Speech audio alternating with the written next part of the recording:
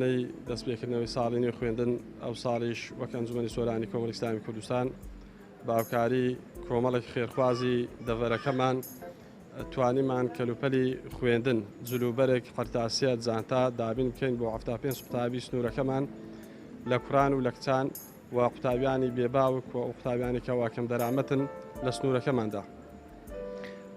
ئەوەی جێ دڵخۆشیە ئەو ساڵیش دڵخۆشکردنی ئەو کۆمەڵە قوتابیە کە لە سنوورەکەماندا هەیە و لێرەوە شەوە داواکەین لەو خێرمەند و خێرخوازانە کە بەردەوام بن بە بەخشینی هاوکاریەکانیان بۆی ئەو بەرنامەمان ئەو پرۆژەمان کە پرۆژەی بێباوکان و منداڵی کەم دەرامەتن سەرکەوتوو بن و لە هەر بۆنێکدا ئێمە پشتیوان بەخوای تەعالە هەوڵەدەین هاوکاریان بکەین. ئەگەر وەرزی خوێندنە لە جلوبەرگ و قوتاسیە و شتیوە، ئەگەر وەرزی سەرماوسۆڵەیە بە هاوکاریکردنی نەوت بتوانین سودمەندیان بکەین.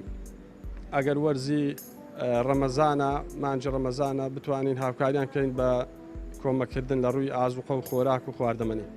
لێرەوە دووبارە و سێبارە داوای دەستخۆشیان لێکەین خوای گەورە موفەقیان کە سەربەرز و سەرفرازیان کە بەردەوامیان کە هاوکاریان کردین لەو پرۆژێدا.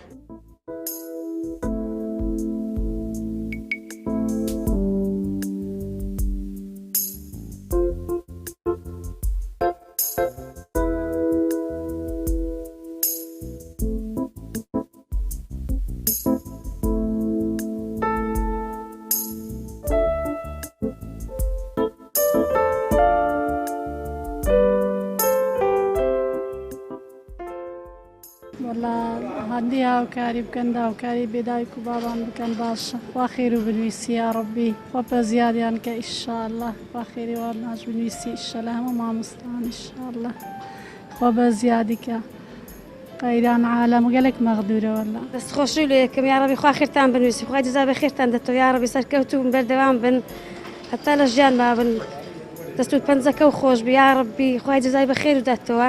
زۆر مەمنونین، زۆر سپاسیانەکەین، سپاسی ئەو هاوکاریەکەین هەم ئێ خێرمەندەکان هەم حیزبەکەی حیزبی کۆمەڵی ئیسلامیە زۆر سپاسیەکەین بە هەموو نوعچی بەسەرمانەکەنەوە، بە هەموو نوعچی ئاگداری منە، بە هەموو نوعچی یعنی ئاگانە خەڵکی فەقیرە لە کاتی مەکتەبێ لە کاتی اختصاصدان دادێ ڕەمەزانە بە هەموو کاتە چی هاوکاری نەکەن. زۆر مەمنونیانی زۆر سپاسیانەکەین.